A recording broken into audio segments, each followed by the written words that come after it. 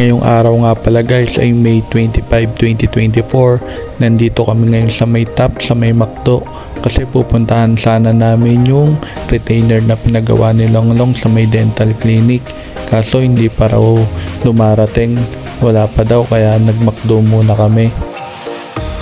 After nga namin makuha yung retainer na pinagawa ni Longlong, dumiretso na kami dito sa may Quezon City kahit maulan para mag-dinner. Dito kami ngayon sa may Ducap. Ang nagmamay-ari nga pala nito ay si Ryan Bang.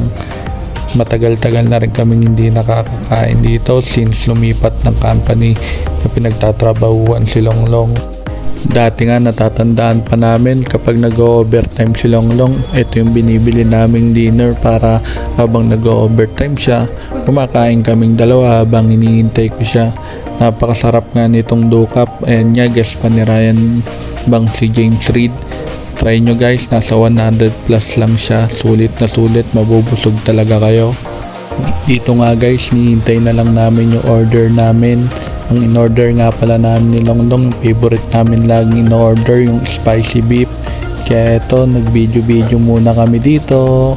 Hintayin namin yung order namin at nagugutom na nga kami.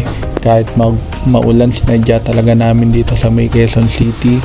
Pagkagaling niya sa clinic, dental clinic, dumiretso na kami kaagad dito.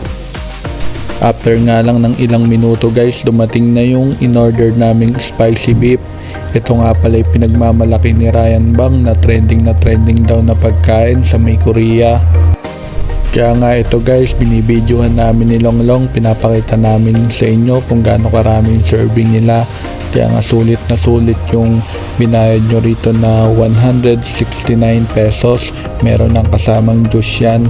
Talagang unti-untiin nyo siyang kainin kasi napakasarap. Para sa amin talaga ni Longlong, 100% na masarap siya. Binabalik-balikan talaga namin to ni Longlong, lalo na kapag nag-overtime siya dati. Ngayon na nga lang ulit kami nakakain dito guys, kaya sabi ko sa kanya, ngayong mansari namin, dito kami kumain kasi nakakamiss din kumain ng Ducap. Kaya guys, samahan nyo muna kami ni Longlong kumain.